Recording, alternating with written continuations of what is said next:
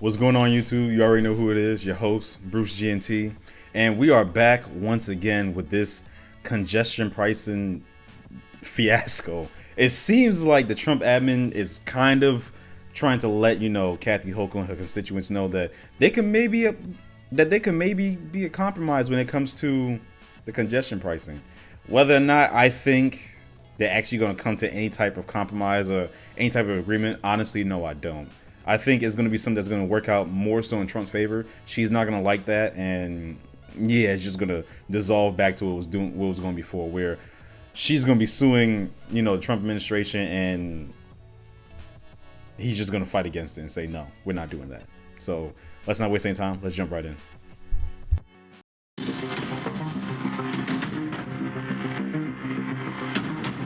As you know, earlier this week, the Trump administration revoked federal approval of the city's controversial congestion pricing plan. Governor Hochul doubled down, saying the cameras would not be coming down, and vowed to fight to keep the toll in place. But now there are some indications from Washington that a compromise could be possible. Fox 5's Linda Schmidt is standing by live with the latest. Linda.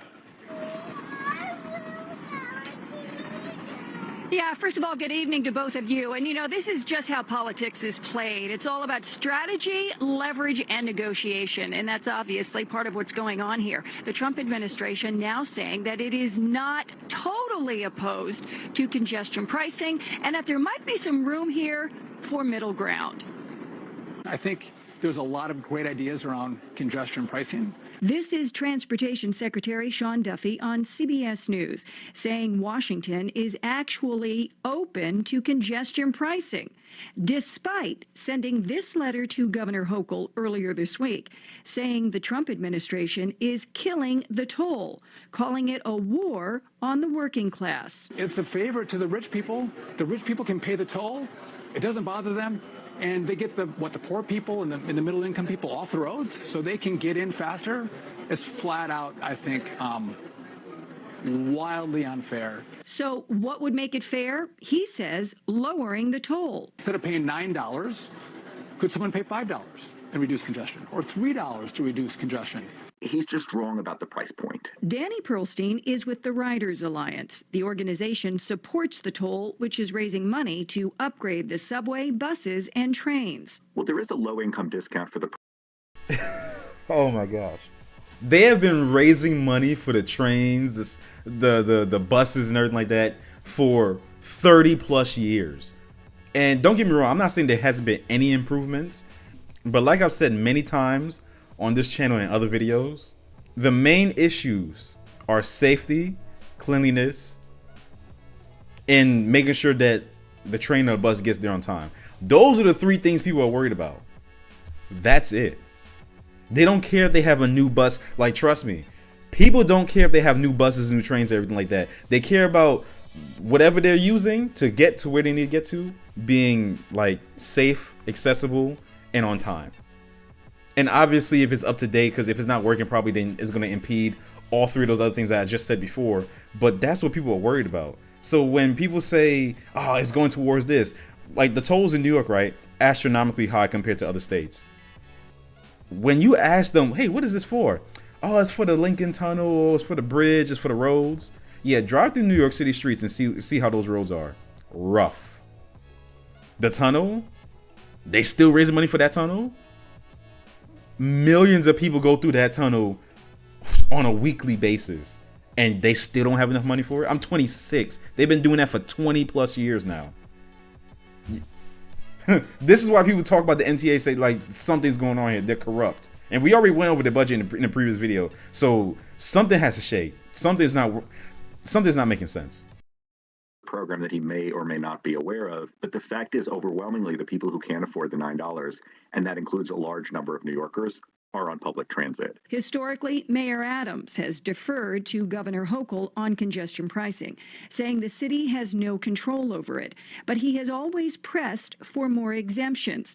He reiterated his position today, telling Fox 5, we wanted to push for more waivers. The governor and the state lawmakers must determine how to move forward. Now, earlier this week, and we've already reported this many times, the MTA filed a lawsuit saying the Trump administration does not have the power to terminate congestion pricing. The agency also pointing to their stats since the program was implemented the first week of January, saying that cars are coming in and out of areas, for example, like the Lincoln Tunnel and the Holland, they are getting through much quicker, and that there are fewer cars on the road here in Manhattan. And just look over my shoulder. It's about 5:15, prime time commuting time. Lexington Avenue here at 60th Street. Look at this. It's empty. Very few cars on the road. This was not the case a few months ago. Back inside to you. Yeah, that is interesting for sure. Look, like I said, I don't think they're going to come to a compromise. I think what I said is exactly going to happen. It's going to be something that's going to be leaning more to the Trump admin benefiting, you know, Kathy Hochul, the MTA, her constituents, everything in between. Kathy Hochul, the MTA, and her constituents, they're going to see that. They're not going to like that. They're going to reject it. He's not going to bend. They're not going to bend. And then it's going to be just issues. It's going to be back to square one. Because my stance on it has always been the same. I don't like it because I feel like this is just another money grab for the MTA.